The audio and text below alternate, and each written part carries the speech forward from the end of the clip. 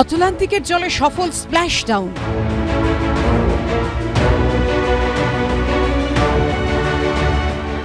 নমাস পর পৃথিবীতে ফিরলেন সুনিতারা।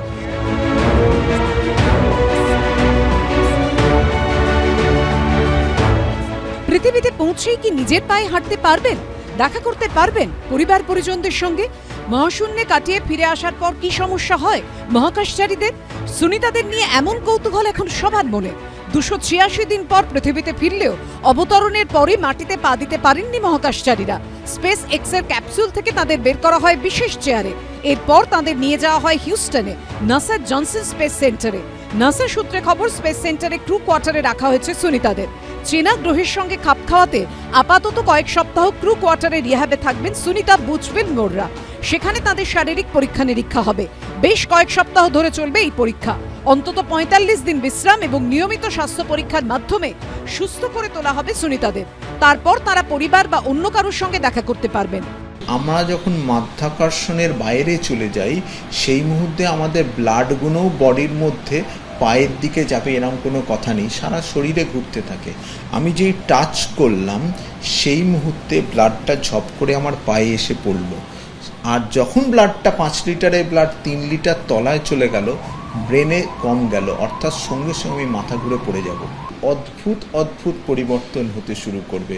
হার্টের পরিবর্তন, লাংসের পরিবর্তন, কিডনির পরিবর্তন, প্রতিটাই রিঅ্যাডজাস্টমেন্ট হবে। 8 দিনের সফর দীর্ঘায়িত হয়েছে 9 মাসে।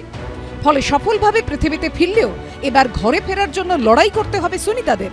বিশেষজ্ঞরা বলছেন, মহাকাশে মাধ্যাকর্ষণ শক্তির বাইরে থাকাটা যেমন চ্যালেঞ্জের, তেমনি ফিরে আসার পরেও শারীরিক ও মানসিক চ্যালেঞ্জের মুখোমুখি হতে হবে সুনিতা উইলিয়ামসদের।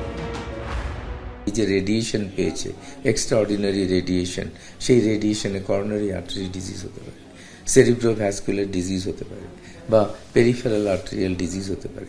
কার্সিনোজেনিক কিছু আছে কিনা, এই যে এত রেজের কাছাকাছি গেছেন, তাতে অনেক কিছু রেজের মধ্যে ওরা থেকেছেন, তাতে কার্সিনোজেনিক কিছু হতে পারে কিনা।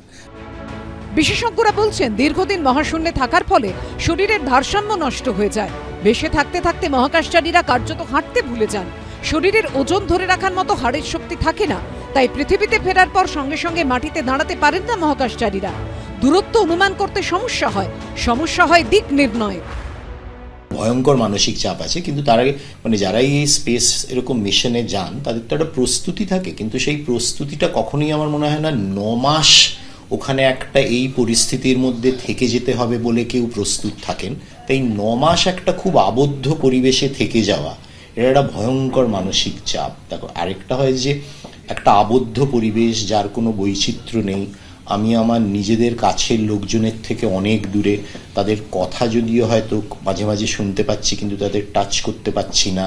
রেডিয়েশন বা অন্য কারণে ব্রেনের মধ্যেও নানা রকম চেঞ্জেস হয়, ব্রেনের ইডিমা হয়, ব্রেনের চেঞ্জ হয়। তার জন্য কী হয়, প্রসেসিং কমে যায়, কগনিটিভ প্রসেসিং আমরা যেটা বলি, যে কোনো কাজ করার ডিসিশন নেওয়ার ক্ষমতা চলে যায়।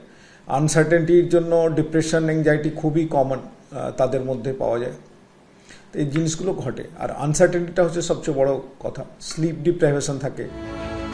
এখন কয়েকটা মাস হুইল চেয়ারে কাটাতে হবে সুনিতা উইলিয়ামসদের। মহাশূন্য থেকে ফিরে আগামী কয়েকটা মাস নিজেদেরকে পৃথিবীতে বসবাসযোগ্য করে তোলার লড়াই চালাতে হবে তাঁদের। সন্দীপ সরকারের রিপোর্ট, এবিপি আনন্দ।